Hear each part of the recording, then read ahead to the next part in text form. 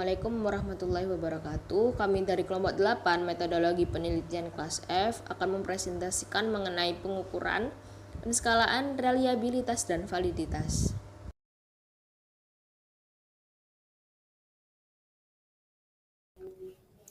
Pertama-tama adalah 4 jenis skala. Pengukuran data dilakukan dengan memberikan angka pada atribut objek menggunakan skala. Skala membedakan individu berdasarkan variabel yang dipelajari dan menempatkan objek pada kontinuum. Misalnya, untuk mengukur setiap konsumen terhadap minuman ringan, kita bisa menggunakan skala Likert. Skala ini menggunakan seberapa setuju responden dengan pernyataan seperti saya menikmati minuman ringan pada skala 1 hingga 5. Skala 1 menunjukkan sangat tidak setuju, skala 5 menunjukkan skala sangat setuju. Skala ini membantu membedakan sikap konsumen dengan memberikan angka yang menunjukkan seberapa positif atau negatif mereka terhadap minuman ringan. Namun, penting untuk memahami arti dari angka-angka tersebut dan kemampuan skala untuk membandingkan perbedaan serta menghitung statistik seperti rata-rata dan deviasi standar. Ada 4 jenis skala. Yang pertama ada skala nominal, yang kedua ada skala ordinal, yang ketiga ada skala interval, yang keempat ada skala rasio. Nah, semakin canggih skala, semakin detail informasi yang kita dapat peroleh dan analisis data yang lebih kompleks dapat dilakukan. Lalu ada skala nominal. Skala nominal adalah skala yang memungkinkan peneliti mengelompokkan subjek ke dalam kategori atau grup tertentu. Misalnya untuk variabel jenis kelamin, responden dapat dikelompokkan menjadi 2 kategori, pria dan wanita. Kedua grup ini dapat diberi kode angka 1 dan 2. Angka-angka ini nantinya berfungsi sebagai label kategori yang sederhana dan praktis tanpa nilai intrinsik. Selain untuk mengidentifikasikan responden ke dalam salah satu dari 2 kategori yang saling eksklusif dan lengkap, kategori-kategori ini juga secara kolektif mencakup semua kemungkinan. Dengan kata lain, tidak ada kategori ketiga yang akan dimiliki responden. Skala nominal mengategorikan individu atau objek ke dalam grup yang saling eksklusif dan kolektif. Informasi yang dapat dihasilkan dari skala nominal adalah perhitungan persentase atau juga frekuensi pria dan wanita dalam sampel responden. Misalnya, jika kita mewawancarai 200 orang dan memberi kode angka 1 untuk semua responden pria dan kode angka 2 untuk semua responden wanita, maka analisis data komputer pada akhir survei memungkinkan menunjukkan bahwa 98 dari responden adalah pria dan 102 adalah wanita. Distribusi frekuensi ini memberitahu kita bahwa 49% responden survei adalah wanita, adalah pria, dan 51% adalah wanita. Selain informasi dasar ini, skala nominal tidak memberikan informasi lebih lanjut tentang 2 kelompok tersebut. Dengan demikian, skala nominal memberikan informasi kategori yang dasar dan umum. Lalu selanjutnya ada skala ordinal.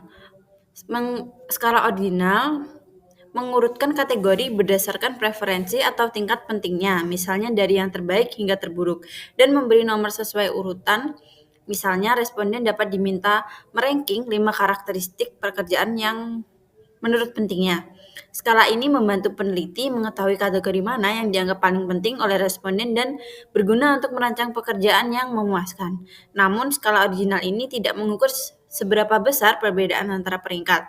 Misalnya, perbedaan antara peringkat pertama dan kedua mungkin kecil, sedangkan perbedaan antara peringkat ketiga dan keempat bisa jauh lebih besar. Kekurangan ini akan dibahas lebih lanjut dengan skala interval. Selanjutnya ada skala interval. Nah, skala interval ini mengukur perbedaan antara nilai dengan jarak yang sama, memungkinkan perbandingan perbedaan antara objek. Misalnya, termometer klinis adalah alat skala interval yang mengukur suhu dengan jarak konsisten antara nilai-nilainya. Perbedaan antara 98,6 dan 99,6 derajat sama dengan perbedaan antara 104 dan 105 derajat, meski kekhawatiran mungkin berbeda. Skala ini juga mengukur perbedaan, urutan, dan kesetaraan besar perbedaan. Lebih kuat daripada skala nominal dan ordinal, skala interval ini menggunakan rata-rata aritmatika untuk mengukur tendensi sentral dan rentang deviasi standar serta varians untuk ukuran penyebaran. Selanjutnya ada skala rasio. Nah, skala rasio ini mengatasi kelemahan titik asal yang sembarangan dari skala interval karena skala ini memiliki titik nol absolut yang merupakan titik pengukuran yang bermakna. Nah, dengan demikian skala rasio ini tidak hanya mengukur besarnya perbedaan antara titik-titik pada skala, tetapi juga memanfaatkan proporsi dalam perbedaan tersebut. Nah, selanjutnya ada tinjauan skala. Dalam 4 skala ini dapat digunakan untuk mengukur variabel adalah skala nominal, skala ordinal, dan skala interval, dan yang terakhir skala rasio. Nah, adapun juga pengertian dari skala-skala yang sudah dijelaskan oleh rekan saya. Selanjutnya yaitu mengenai skala penilaian. Yang pertama ada skala dikotomi. Jadi skala ini itu digunakan untuk memperoleh jawabannya atau tidak. Kemudian yang kedua ada skala kategori. Skala kategori ini menggunakan beberapa item untuk memperoleh suatu respon. Kemudian yang ketiga ada skala diferensial semantik. Nah, skala diferensial semantik ini menggunakan kata sifat bipolar, misalnya baik buruk, kuat atau lemah, untuk menilai sikap responden terhadap suatu objek, individu, atau peristiwa. Yang keempat ada skala numerik. Skala numerik ini serupa dengan skala diferensial semantik dengan perbedaan bahwa angka pada skala 5 poin atau 7 poin itu disediakan dengan kata sifat bipolar di kedua ujungnya. Kemudian yang kelima ada skala penilaian terperinci, di mana ini menyediakan skala 5-7 poin untuk dipilih oleh responden pada setiap item. Yang keenam yaitu ada skala Likert, di mana skala ini itu dirancang untuk menguji seberapa kuat responden setuju atau tidak setuju dengan skala 5 poin. Kemudian ada skala penilaian tetap atau konstan. Responden diminta untuk mendistribusikan sejumlah poin tertentu ke berbagai item. Penilaian yang selanjutnya ada skala Stapel. Skala ini tuh mengukur arah dan intensitas sikap menggunakan tentang numerik, misalnya +3 hingga -3. Untuk menunjukkan seberapa dekat atau jauhnya respons individu terhadap stimulus. Kemudian ada skala representasi grafis. Skala representasi grafis ini memungkinkan responden untuk menandai jawaban mereka pada sebuah garis, sehingga membantu mereka untuk menunjukkan respon mereka. Yaitu skala konsensus. Nah, skala juga dapat dikembangkan melalui konsensus, di mana panel juri ini memilih item tertentu yang menurutnya mengukur konsep yang relevan. Nah, item ini dipilih terutama berdasarkan relevansi atau relevansinya dengan konsep tersebut. Nah, skala konsensus ini semacam itu dikembangkan setelah item yang dipilih telah diperiksa dan diuji oleh validitas dan reliabilitasnya. Salah satu skala konsensus tersebut yaitu skala interval penampilan yang setara dengan Thurston. Nah, di mana suatu konsep diukur melalui proses yang rumit yang diikuti oleh panel juri. Nah, dengan menggunakan setumpuk kartu yang berisi beberapa deskripsi konsep, panel juri ini memberikan masukan untuk menunjukkan seberapa dekat atau tidak pernyataan tersebut dengan konsep yang sedang dipelajari. Skala tersebut kemudian dikembangkan berdasarkan konsensus yang dicapai. Selanjutnya yaitu skala lainnya.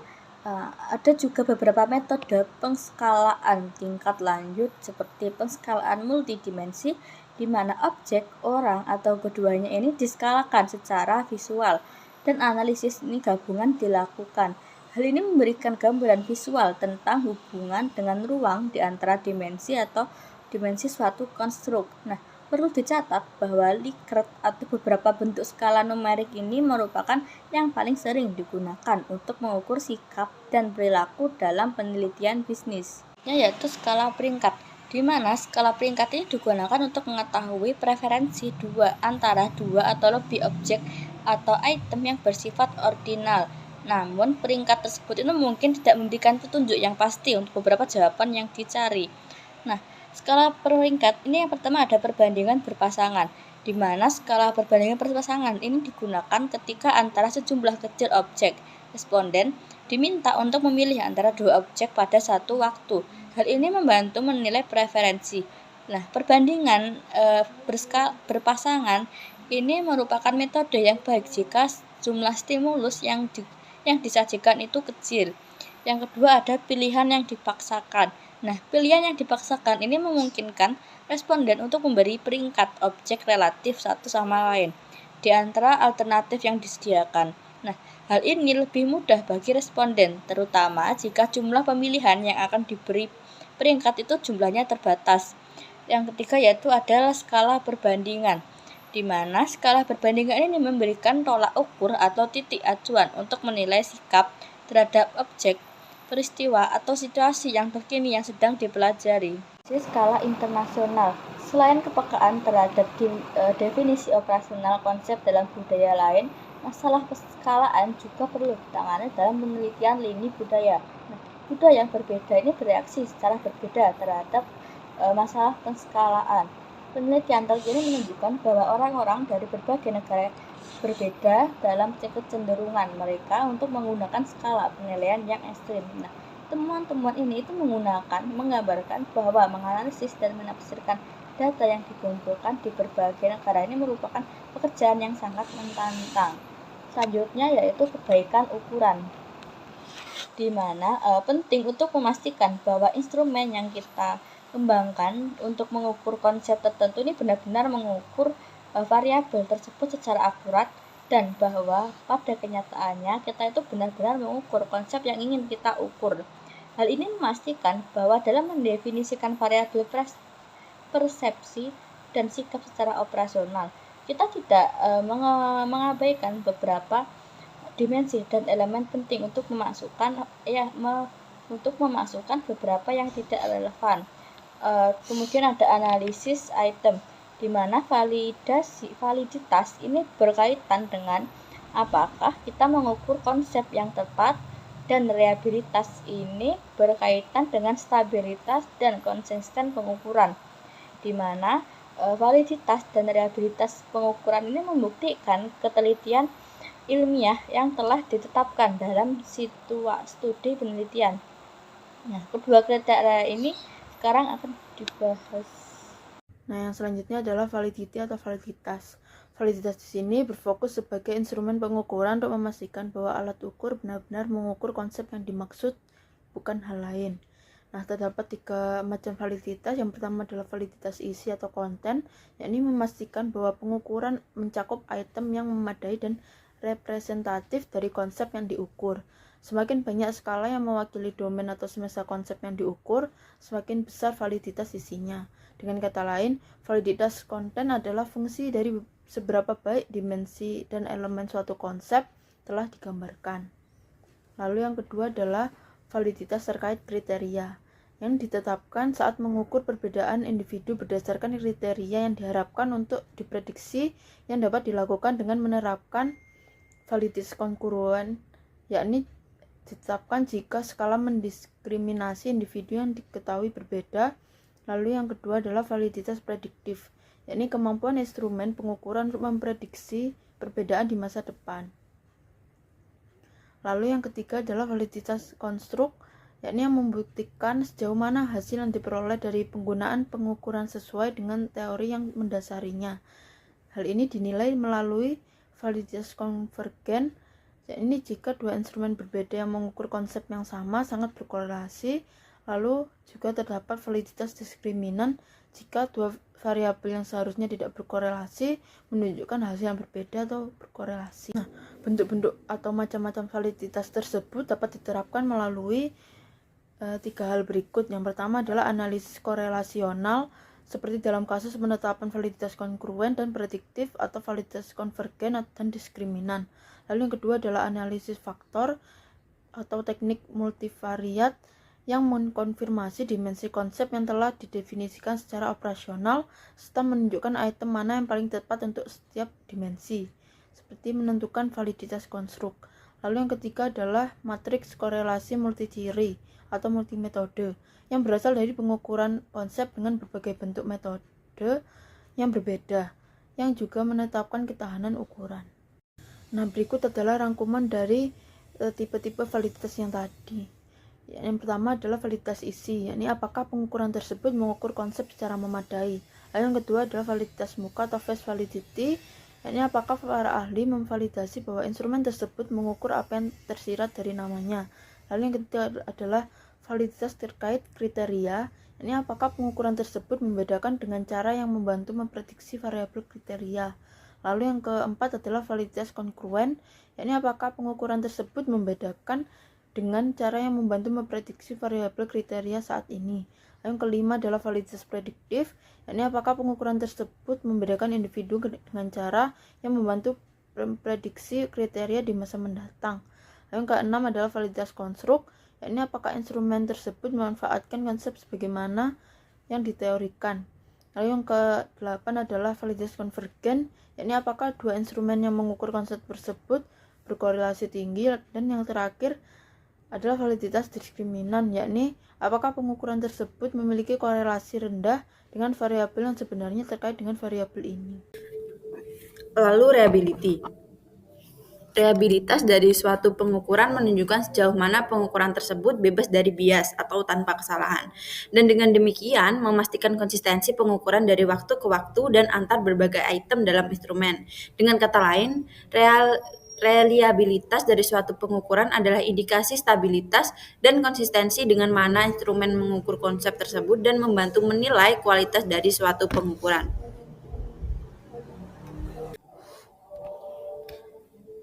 Stabilitas pengukuran. Nah, kemampuan suatu pengukuran untuk tetap sama dari waktu ke waktu meskipun kondisi pengujian tidak dapat dikontrol atau dari kondisi responden itu sendiri yang berubah, menunjukkan stabilitasnya dan kerentanannya yang rendah terhadap perubahan situasi. Hal ini menunjukkan kualitas pengukuran tersebut karena konsep diukur secara stabil, kapanpun pengukuran dilakukan. Dua tes stabilitas adalah reliabilitas tes retest dan reliabilitas bentuk paralel. Untuk reliabilitas tes retest, koefisiensi reliabilitas yang diperoleh dari pengulangan pengukuran yang sama pada kesempatan kedua disebut reliability test retest. Artinya ketika kuesioner yang berisi beberapa item yang seharusnya mengukur suatu konsep diberikan kepada kelompok responden sekarang dan beberapa waktu kemudian kepada responden yang sama, misalnya beberapa minggu hingga 6 bulan kemudian, maka korelasi antara skor yang diperoleh pada dua waktu yang berbeda dari suatu kelompok responden yang sama disebut koefisien tes retest. Semakin tinggi koefisien ini, semakin baik reliabilitas tes retest dan akibatnya semakin baik stabilitas pengukuran dari waktu ke waktu. Reliabilitas bentuk paralel. Ketika respon pada dua set pengukuran yang sebanding dan mengukur konstruk yang sama sangat berkorelasi, maka kita dapat memiliki reliabilitas bentuk paralel. Kedua bentuk ini memiliki item yang serupa dan format respons yang sama. Hanya ada perubahan pada kata-kata dan urutan atau susunan pertanyaannya.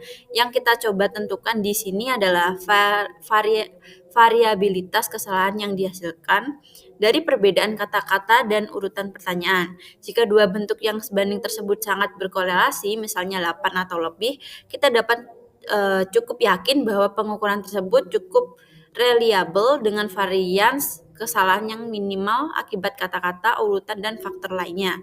Lalu ada konsistensi internal pengukuran.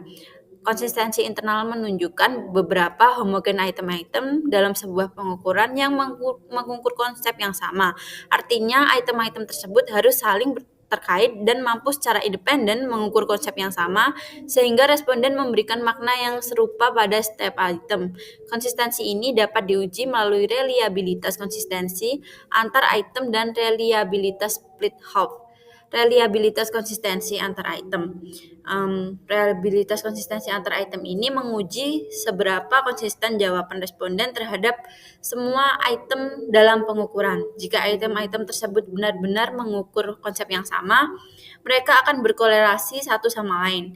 Uji yang paling umum digunakan adalah koefisiensi alpha Cronbach untuk skala multipoint dan rumus Kandel-Richardson untuk item dikotomi. Semakin tinggi koefisiennya, semakin baik kualitas pengukurannya. Lalu yang kedua, reliabilitas split half. Reliabilitas split half mengukur korelasi antara dua bagian dari instrumen yang hasilnya bergantung pada bagaimana item-item itu dibagi. Split half itu sendiri dapat lebih tinggi dari alpha Cronbachs jika ada lebih dari suatu dimensi respons yang diukur. Tetapi dalam kebanyakan kasus, alpha Cronbachs cukup untuk menilai konsistensi antar item.